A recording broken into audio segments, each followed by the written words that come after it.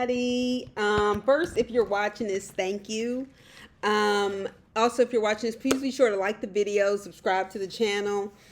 Okay, so I had said earlier with the Life After Lockup video, Thursday I was putting on my Halloween costume, got a contact stuck in my eye, thought it would fall out, but I kept messing with it, went to the eye doctor today. Apparently, the contact had fallen out, but I've aggravated it so it's red, so that's why I'm wearing my glasses. Anyway, so don't try to read me for that. Also, the reason why I had to keep going on Friday is because I was giving a presentation to faculty on Black girls and autism, which actually turned out surprisingly well. I got a lot of good feedback. But it's a research thing that I'm doing. It's in its beginning stages, but it's something I think is important.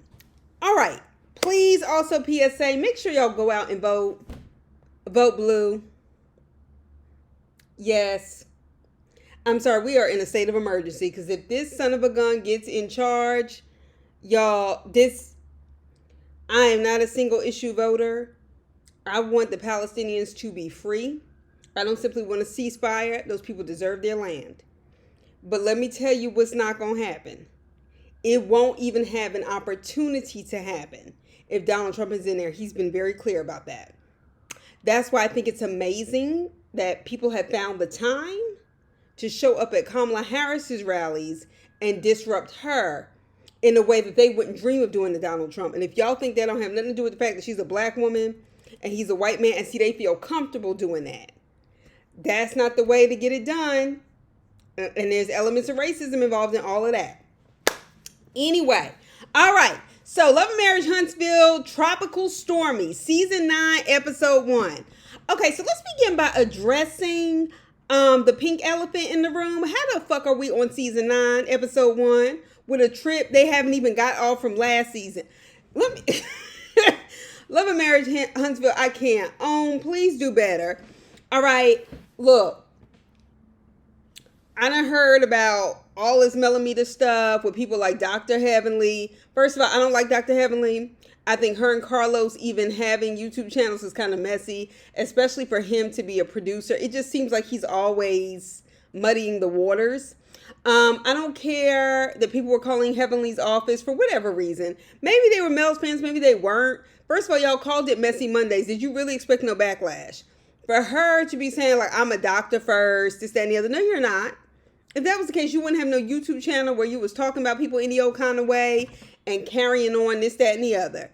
No. I don't feel sorry for her. And the way she has talked about other people and mistreated people and disrespected people outright in their face in regards to their marriages, their kids on TV, I feel nothing. Moving on. All right, so we get back to Destiny arguing with Mel, apparently from last season. Destiny saying that Mel got on the phone and explained to Martell's side chick how to cheat better. I was like, that's some bullshit. If she was only worried about the outward presentation of their family and helping the side chick cheat, there would be no reason to leave him. There would have been no reason for a messy divorce. There would have been no reason for that. It definitely sounds like something Martell fed you, just like Mel asked. Like, is that something he told you? And personally, I couldn't be that tight with a man or anybody who lies like that. I could not. Okay, but we're going to come back to that in a second. Destiny saying that you can't deal with somebody lying to your face, and that's what Mel did. Bitch, you friends with Martell. You had Martell's back. You've gone up for Martell. You can deal with people lying to your face. Matter of fact, you do it on a regular basis, darling. Moving on. Stormi, please stop pretending like you care about Destiny, running out after her after she got mad and upset and left the table. You don't care. You don't like her. You just want to keep the mess going. Quite frankly, I'm over you. Can we please get her off this show? So Mel said, anybody who wants to stand up on me, you have the wrong energy for this trip. And then she said, I wasn't standing up on you. I was leaving. And instead of her saying why she was hurt, Destiny, which is the reason why I thought Stormi had managed to convince her to come back in, she started saying, well, you need to address what you've done, Mel, accusing me of sleeping with Martell.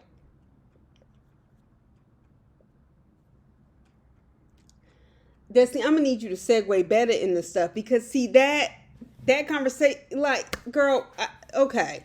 Now, she did imply that about Destiny. She did.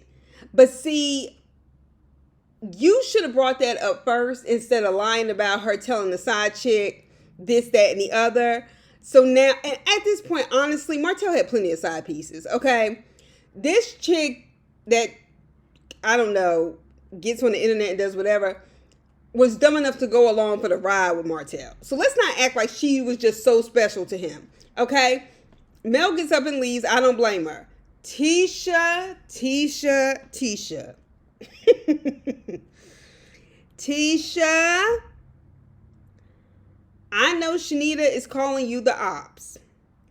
But first things first, who the fuck are you cosplaying in that confessional? Halloween is over. Halloween wasn't happening when you did that confessional. That shit looks a hot ass mess. I couldn't believe it. I just started laughing because I was like, who is dressing these people? Tisha, somebody don't like you. You got a producer like Sunny somewhere that don't like you. And so they do things like suggest that kind of outfit and hair. Anyway, so Tisha says Shanita called her out of her name by calling her the ops. Now, is Shanita overusing the word ops? Absolutely. But let's not act like she called you a whore or a bitch. I mean, out of your name, like that's kind of, you stretching. You reaching and your arms are too short, okay?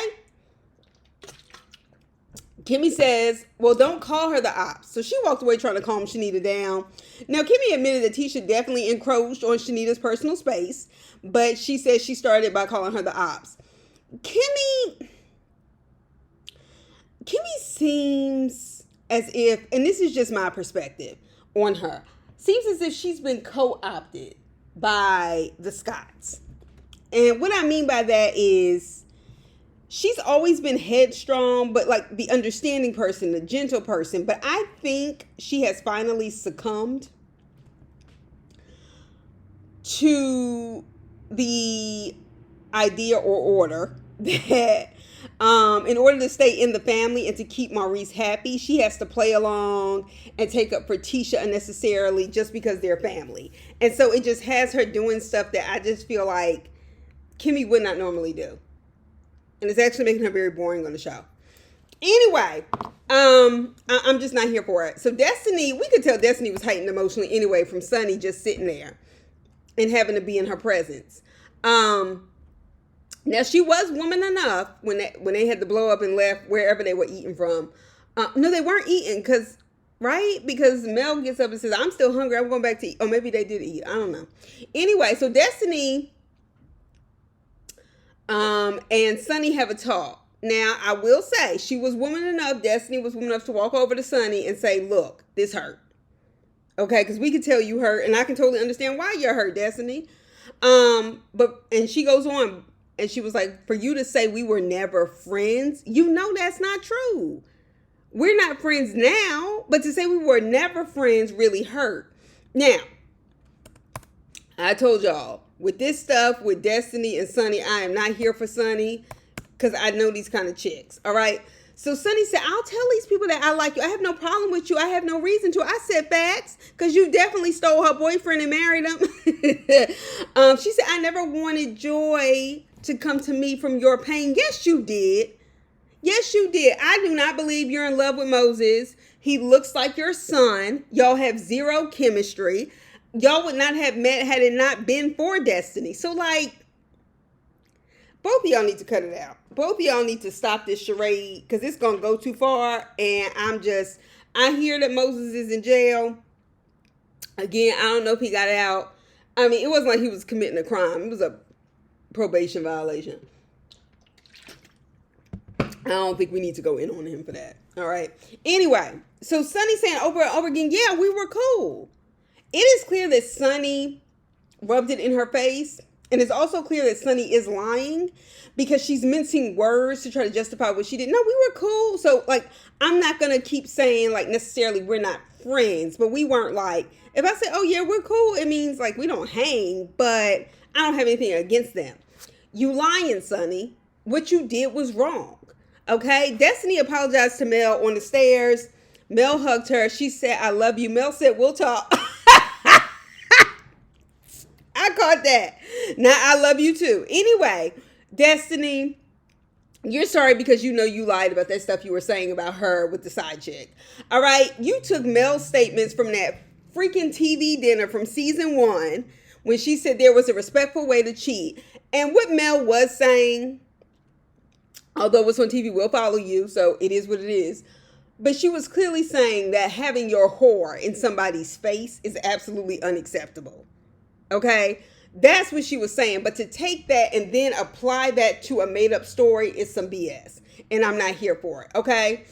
That's not cool, Destiny. All right, Mel said, look, she said she was sorry before and then she'll do it again. She's not looking for new friends. She's not taking those applications. Okay, y'all, just in the course of this episode, and this is not something I necessarily thought about because I don't, go around and think about these people's lives. But throughout this episode, Mel talking about how she apologizes and then does the same thing. There was a lot of evidence for that over and over again in this episode. So the next day, we get the next day and say, Tom, would they please get off this trip and go home? Oh my gosh, this has gone on too long. So Mel came in the kitchen trying to clear everybody out to go ATV ride and that bad acting she was doing. But anyway, Mel, quit flirting with that child. That island boo is too young for you. Please cut it out. Please cut it out. No, he's too young. So Mel says in their group, that she appreciated, in their like ATV group, when they had time to talk, she told Destiny, look, I appreciate you sharing those text messages out loud. She said, and now a lot of it makes sense, that Moses was playing both sides of the fence. Mel, you are one messy bitch. Mel, you didn't have to say that. You did not. You might as well have said to Destiny, thank you for giving us tea so we can gossip about it. Anyway, so Mel goes, now that we know that, how can we coexist? Destiny said they can move back to St. Louis. I said, keep it real. Keep it real, okay? That's one solution. All right, so Destiny said he's spending more time in Huntsville than he ever did when they were actually together. Well, okay. I mean, Huntsville would never be on my, visit list, but whatever. She was like, Sunny is saying she knew y'all, or whatever, but she knew y'all from producing. So her moving to Huntsville doesn't make any sense. She was like, y'all didn't run. Y'all never hung out with her like I did or whatever. Like this was my friend or whatever. So Mel's messy ass goes, well, her and Stormi used to hang out out of nowhere. And Stormi looked like, she was like, no, we didn't. We never hung out. And Mel gave that kind of shrug. Okay. I said, see, there's going to be some mess. Somebody's lying, but the way Stormi reacted makes me think Mel just pulled that rabbit out of her hat just to see what would happen. Anyway, basically trying to give it in for why Sunny might want to move to Huntsville. Sunny ain't got no friends in Huntsville. People in Huntsville barely got friends in Huntsville. Anyway, I don't know where that came from. All right. So Destiny pulls Mel aside again. And Mel was like, oh my gosh, I don't feel like having no heavy conversation. And I can receive that. And I can receive that especially because she did not individually invite Destiny on this trip. All right. So, Destiny was like, you lied on me. And she said, I acknowledge your pain, Mel, but you don't acknowledge mine. And I was like, okay. And she said that comment you made about me sleeping with Martell has grown legs. Now, if it has, Destiny, it grew 2 very short Tootsie Roll ones from Tisha, because that's where you got that fucking information from. Anyway, I don't think Destiny slept with Martell. And that's why Mel is alluding to and talking around it. She just don't trust the bitch no more. And that's why she's willing to put that out there. But Mel pulled another rabbit out the hat when she said, I need to get to the bottom of a comment you made to my mother. And I was like, what happened? When you told her she needed to worry about pimping out her daughter, I said, when did this happen? And I didn't catch on to what the hell Mel was saying until after the fact when she said the reopening of Mazzani. I said, it didn't hit me. I didn't know what she was talking about. And then they played that footage back. I said, damn, Mel. Damn, Mel. Shit, that was a read. And there is no comeback to that. Anyway. So I was like, Destiny was just like, well, I shouldn't have said that in the heat of the moment. First of all, that footage was like from 2.5 years ago. I was like, damn, y'all must not have talked at all. Because let me tell you something, I would have found her number for that. But anyway, yeah, you got to address that, Mel. I would have been addressed that one. I wouldn't even taken this long. Destiny, you apologized and then said, is it accepted? Mel said no. I said, oh, shit. God damn. She said, you can't talk to my mom any old kind of way. And honestly, if you talking to me, you can't talk about my mom any old kind of way, talk to her any old kind of way, and everything. I would fuck with you again. I lay your ass out and that would be done. You don't come from my mother.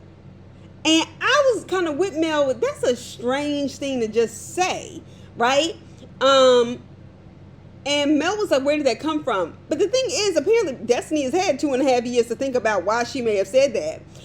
She said, everybody knows that one of Mel's, she's in a confessional, Destiny. Everybody knows that one of Mel's larger life influences is her mother. I said, well, why the fuck wouldn't it be? Like, you say that like something's wrong with that. And she said, but her mom doesn't hold her accountable. I was like, how do you know? And she keeps going. Now, she didn't say this to Mel, but she's saying this in the confessional. And she said, whenever somebody holds Mel accountable, she gets mad, and her mother wants to stay in her daughter's good graces because it's profitable. First of all, Destiny, yeah, you have been mulling over that. You have been. You have been mulling over that, and you were probably mulling over that because you were becoming more and more jealous of what appeared to be Mel's success, despite all the hell she was going through, in terms of her businesses. And you not having that, you literally start picking apart the people in her life or trying to find things wrong with her and everything else to somehow make yourself feel better. And it's fucking pathetic, and it's a fucked up thing to do. Period. You didn't have to come for her mama like that. That wasn't that deep. Her mother didn't even say nothing wildly disrespectful to you. You and Mel got into it, and yes, I do agree. Mel should have made it a point to actually be invited and then say hello to you. But that was too much. Destiny, honestly, I'm going to tell you what I got from that. It sounds like projection. Mel's single mother who took care of her by herself and is still working and may get things from her daughter doesn't mean she's pimping her out. That's what you're supposed to do for your parents as you get older. Certainly one that has sacrificed so much for you. Pimps have the control, you dummy. So to say that her mother's pimping her out, how? How? If she has to beg, if we go along with your theory, that she has to beg to stay in her mother's good graces, how is her mother pimping her out? That seems like that's how you feel once you fell out of Mel's good graces and she wasn't writing you checks to help you out of trouble no more. That's what it seems like. Check. Moving on. Now, Destiny, and it's none of your fucking business if her mother holds her accountable or not. What's it to you? So I guess the men are still alive because we get this random ass scene with Monster and Maurice, which is random and, a little shocking. Last time I feel like we saw Monster, he was in his freshman year of high school and trying to figure out what school he was going to, and now all of a sudden he about to graduate high school. What happened? Where does time go? Anyway, so apparently the men are still alive. The girls' trip is too much and has lasted too long. So we get this fourth scene. So we hadn't seen Monster in a long time. He's grown up. Good for him. Now he said his son, and this is Maurice talking, is doing better, completing tasks, and doing what he's told. And I'm like, I didn't think anything was wrong with that boy. I felt like if anything was wrong, he was experiencing teenage depression, which is no joke. He seemed very sad. He seemed like he missed his mother. And this whole idea that one has to have their father directly in their life in those years of growing up, I don't doubt that there's a lot of truth to that. But I also think if it's just because, yeah, this is the way you cure the statistic, it's not helpful. It's not helpful. His son was doing like football drills, whatever. Maurice seems like the kind though who plays a role in his kid's life when he's telling them what to do. That's what I was getting. It's Monster senior year. Monster was looking at his father like he was pissed off. That was what I got. Like he was full of resentment. And he already played football. He already plays football. And let me tell you, we all know football players are known for being really aggressive, having forms of brain damage, and being very abusive. Period. Especially to women. And the fact that he was sitting there seething like that, I think it's the resentment for his father parenting in front of a camera for a scene. And he had already told him he was sore. And it just didn't sit well with me. And his son doesn't seem happy when he's with him on TV. So I mean, it could just be the reaction of the cameras and him resenting that. But I don't like the way Monster is treated by him. So he's talking to his father about his school. So he asked him, he was like, well, you know, the school you go to, 90% of them don't pay. And so I was like, I didn't really understand what he meant by that. I meant like, yeah, okay, it's a private school. Oh, no, maybe he meant like, no, yeah, it didn't make sense to me. He was like, 90% of them don't pay. I was like, well, maybe it is a private school. And maybe they just have good financial aid. Okay. He was like, so when it comes to college, you're on your own. And I was kind of like, if that was going to be an issue, then why send him to a private high school? Why not send him to, you know, a magnet school or like, if you have the money, he is 17 or 18. You still have a responsibility. Anyway, so he was talking about his top schools, and I was like, is he planning to play football? Like, whatever. He wants to apply to college in California for a girl. He said a girl who started following him on Instagram. He just seems so innocent in that regard. Anyway, Maurice said, you about to be catfished into a college. That was funny to me. I ain't gonna lie. But Monster really seemed aggravated with his father. He was asking when Kimmy was coming back, and he was like, because you don't know how to cook. And he was like, yeah, I'm about to go meet up with the guys. Please go meet with the guys, and please bring these women back from St. Thomas so we can see Huntsville. I am so tired of seeing them on boats and shit. I'm just done. Meanwhile, back in St. Thomas, apparently St. Thomas is very beautiful. We get it. Moving on. They're having a sunset dinner. So Shanita apologizes to Tisha for calling her the ops. She said, look, I thought we were joking. She said, because initially when I said it, you kind of laughed it off. She said, but you know what? Honestly, you don't know me. She said, and you can ask Mel, once somebody tells me they don't like something, I don't do it anymore. And I can respect it. That was very grown woman of her. They did that. All right. So Destiny and Mel are sitting next to each other. Apparently, it caused some people's heads to turn because Kimmy and Sonny found this very strange and was reading them for it. And she said that Destiny is just desperate for attention and to be in Mel's lap again. And I think Destiny was really just trying to get camera time. That's what I think. All right. But anyway, Kimmy said that she likes and prefers, she had mentioned to Mel, prefers when men come on the trips. I was like, first of all, actually, you know what? Let me pull back. She said the men make it funny and take it back to, you know, regular stuff when the women get into it. First of all, we have watched enough of these bullshit trips with y'all, Love and Marriage Huntsville. The men are just as messy as the women. Let me tell y'all something. If y'all make peace, just know Marceau is about to bring up some shit to stir the pot. All right? Martell and his purse-wearing ass is going to bring up some shit to keep it going, to try to fuck with Mel and try to imply she was cheating. So I completely disagree. Yeah, I understand Kimmy preferring to have males on group trips. That's a preference. And like she said, Mel, you can do it your way, I can do it my way. So Mel was like, well, I'm glad they aren't here because we've been able to do all these things that Kimmy said without them. Like, we don't need them to be us. I understand that, and I understand both sides. I didn't think it was that deep. But Kimmy, you pointing out that she's had her island boo the whole time. I have to say, what's a good point? Was a good point. My thing with Kimmy and girls trips though, especially since she's been saying that since the gate and why she doesn't do them, then why did you come? Why did you come? There's enough fucking people on this damn trip anyway. You didn't need to come. Stay home. Stay home. All right? So we can get some other scenes. This shit has been like 4 fucking episodes. Okay? We could have at least had you sitting down with Monster or something. Anyway. Sunny addresses Destiny at the table. Let me tell you something. Somebody had broke my heart like that and had married somebody. Let me tell you, I could not be sitting on TV like that with them. I could not. Well, maybe, I don't know. Maybe because you're getting paid, but it just seems like Destiny is very affected by it. And honestly, this storyline needs to end. Because season 8, season 9 are the same damn thing. And it just needs to be over. All right. Can we address that fake ass background? Because Mel was like, we having a rooftop dinner. And I kept staring at that background. I ain't see a tree blow. It looked like a painting. And I was like, it's either not a rooftop. Because a rooftop would mean you'd be outside in nature. Or please don't do that anymore. Just say we at the top of the boat or something. Anyway.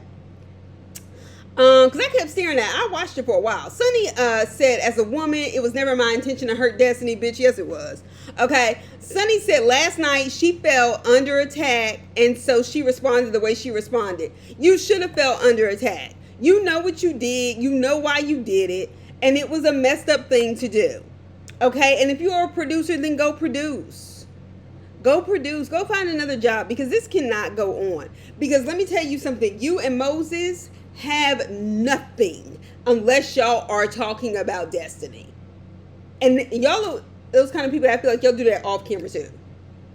Because you need him to talk about Destiny, because that's his way of hurting her, and that allows you to be with him. I just think she wanted to get married and have a baby, and she didn't want to do it at a wedlock.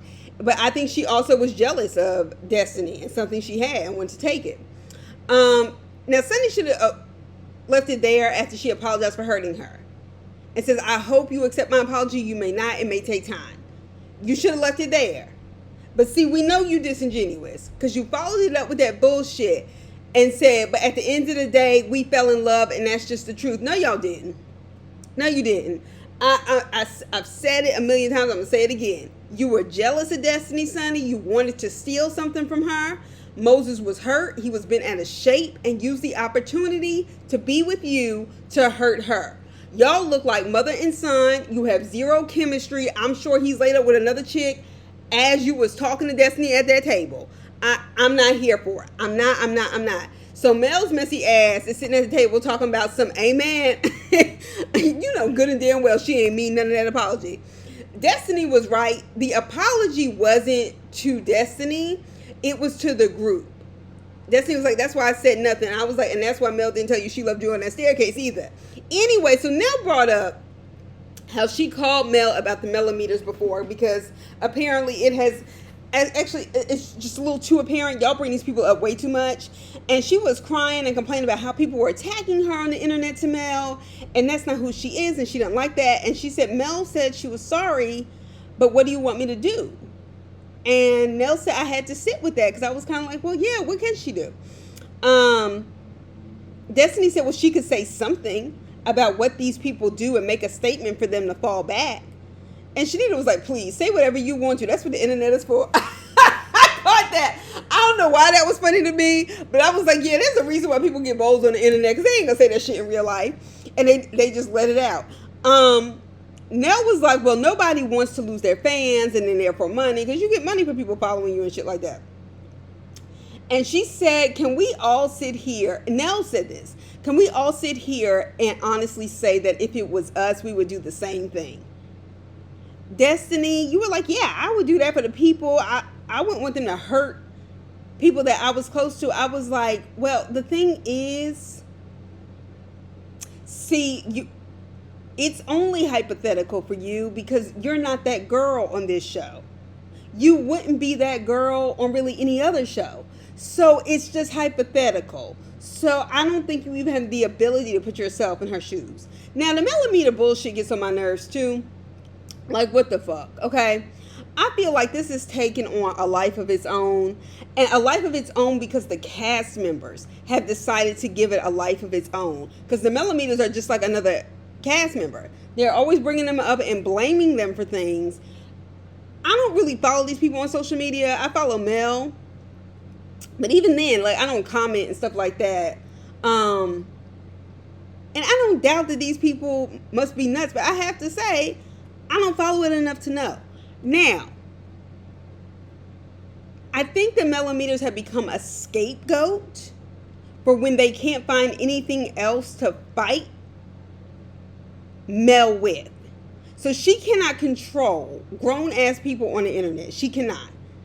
She has businesses, plural, okay, has 4 kids, does this show, and you get what you get when you sign up for reality TV.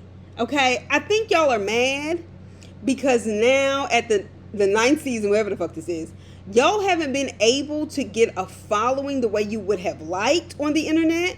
Miss me, because that's what I feel like this is really about. And let's blame Mel for it. And Shanita was like, what do you want her to do? Beyonce doesn't respond to everything. This, that, and the other. Okay, well, Mel, first of all, is no Beyonce. Let's pull back. Okay? And, you know, once in a while Beyonce will say something. But, you know what? People come for Beyonce all the time. And I just think the expectation of controlling other people is just like, okay, whatever.